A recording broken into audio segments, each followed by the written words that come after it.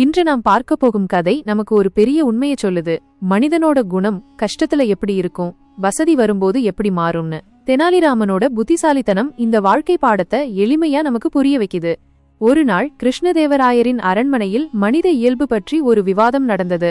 அங்கே இருந்த ஒருவர் சொன்னார், ராஜா, மனிதர்களின் சுபாவம் ஒரு நாயின் வாலை போன்றது. ஒருமுறை அது வளைந்துவிட்டால் அதை நேராக்கவே முடியாது. அதேபோல மனித இயல்பையும் மாற்றுவது மிகவும் கடினம், கிட்டத்தட்ட முடியாத காரியம். இந்த கருத்தை கேட்ட ராஜாவுக்கு சற்றும் உடன்பாடு இல்லை.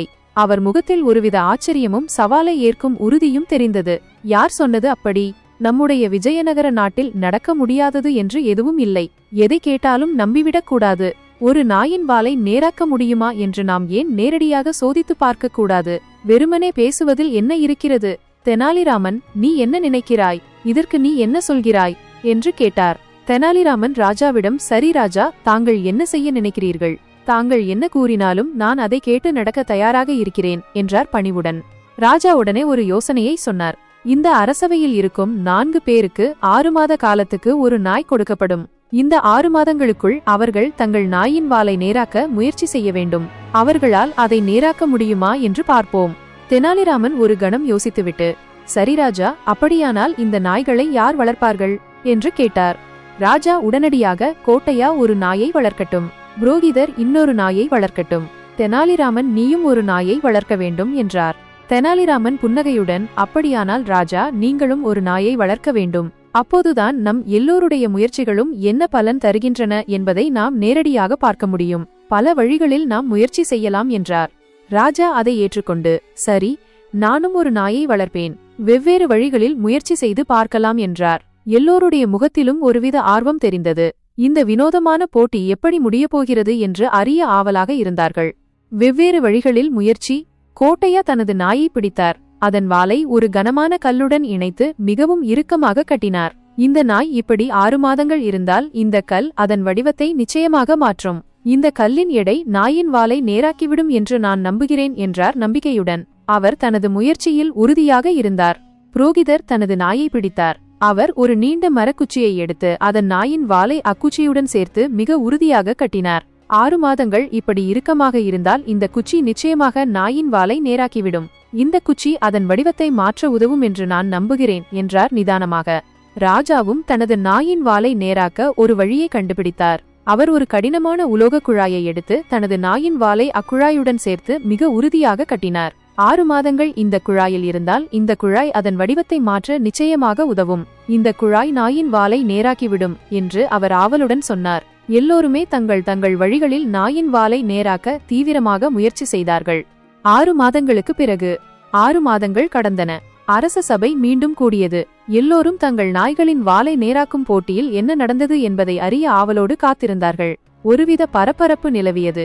முதலில் கோட்டையா தனது நாயை அழைத்து வந்தார். அதன் வாலில் கட்டப்பட்டிருந்த கனமான கல்லை மெதுவாக நீக்கினார். கல்லை நீக்கியதும் நாய் மகிழ்ச்சியுடன் தன் வாலை ஆட்டியபடி ஓடியது.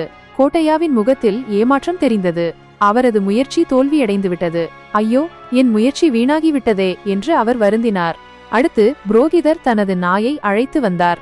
அதன் வாலில் கட்டப்பட்டிருந்த மரக்குச்சியை கவனமாக நீக்கினார். குச்சியை நீக்கியதும் நாயும் வாலை ஆட்டியபடி சந்தோஷமாக ஓடியது. புரோகிதரின் முகத்திலும் அதே ஏமாற்றம். நானும் தோல்வியடைந்து விட்டேனே என்று அவர் பெருமூச்சு விட்டார். இப்போது ராஜாவின் முறை. அவர் தனது நாயை அழைத்து வந்து அதன் வாலில் கட்டப்பட்டிருந்த உலோக குழாயை நீக்கினார். ராஜாவின் முயற்சியும் தோல்வியே கண்டது. நாயும் வாலை ஆட்டியபடி ராஜாவை சுற்றி சுற்றி வந்தது. ராஜாவின் முகத்தில் ஒருவித சோகம் தெரிந்தது. நானும் தோற்றுவிட்டேனே என்று வருந்தினார். தெனாலிராமனின் நாய்.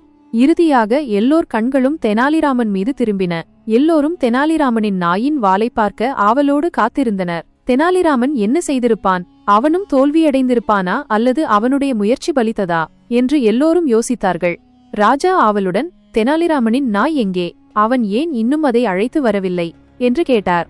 அப்போது தெனாலிராமன் தனது நாயை தன் கைகளால் அணைத்து பிடித்தவாறு சபைக்குள் நுழைந்தார். அவர் நாயை பிடித்து வந்த விதத்தை பார்த்ததும் எல்லோருக்கும் ஆச்சரியம். தெனாலிராமனின் நாயின் வால் நேராக இருந்தது. ஆம், எல்லோரும் பார்த்தார்கள், அது நேராக இருந்தது.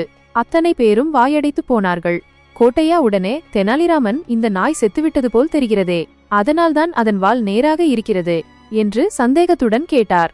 ராஜாவுக்கும் அதே சந்தேகம் வந்தது. ஆமாம் தெனாலி, இதெல்லாம் என்ன?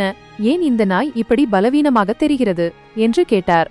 தெனாலிராமன் ஒரு புன்னகையுடன், ராஜா, இந்த நாய் சாகாமல் இருக்க நான் அதை நன்றாக பராமரித்து வருகிறேன். அதை உயிருடன் வைத்திருக்க தேவையான உணவை நான் சரியான அளவில் கொடுக்கிறேன். நான் அதன் வாலை நேராக்க விரும்பினேன், ஆனால் என் வழி வேறு என்றார். பிறகு தெனாலிராமன் விளக்க ஆரம்பித்தார். 6 மாதங்களாக நான் இந்த நாய்க்கு தேவையான உணவை மட்டுமே கொடுத்தேன். அது பசியுடன் இருக்க வேண்டிய சூழ்நிலையை உருவாக்கினேன்.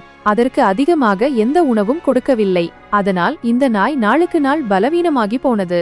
தனது வாலை ஆட்டுவதற்கு கூட அதற்கு உடலில் சக்தி இல்லை. அதனால்தான் அதன் வால் நேராக இருக்கிறது என்றார். தெனாலிராமன் தன் விளக்கத்தை தொடர்ந்தார். ராஜா, ஒரு மனிதனின் குணம் இந்த நாயின் வால் போன்றது. ஒருவன் கஷ்டத்தில், சோகத்தில் அல்லது வறுமையில் இருக்கும்போது அவனுடைய குணம் இந்த நாயின் வால் போல நேராக, சீராக, அமைதியாக இருக்கும். அவன் யாரையும் ஏமாற்ற மாட்டான், அடக்கமாக இருப்பான். ஆனால் அவன் நல்ல நிலைமைக்கு வந்து அளவுக்கு அதிகமான செல்வம் சேரும்போது அவனுடைய குணம் ஒரு சராசரி நாயின் வால் போலாகிவிடுகிறது. அது அங்கும் இங்கும் அசைந்து நேராக, சீராக இருக்காது. மனிதன் தன் நிலையை மறந்து கர்வம் கொண்டு தவறான வழிகளில் செல்ல ஆரம்பிப்பான் என்று தன் விளக்கத்தை முடித்தார். தெனாலிராமனின் தெளிவான விளக்கத்தை கேட்டு ராஜா மிகவும் மகிழ்ச்சியடைந்தார். அவர் முகத்தில் பெருமிதம் பொங்கியது. மிக நன்று தெனாலிராமன், நீ மிகவும் புத்திசாலி. உன் புத்திசாலித்தனத்திற்கு உலகில் வேறு யாரும் ஈடு இணையாக இல்லை. இந்த பாடம் என் கண்ணை திறந்துவிட்டது என்று மனம் உருகி பாராட்டினார். தெனாலிராமனின் புகழ் விஜயநகரத்தில் மட்டுமல்லாமல் வெளிநாடுகளிலும் மிக வேகமாக பரவியது.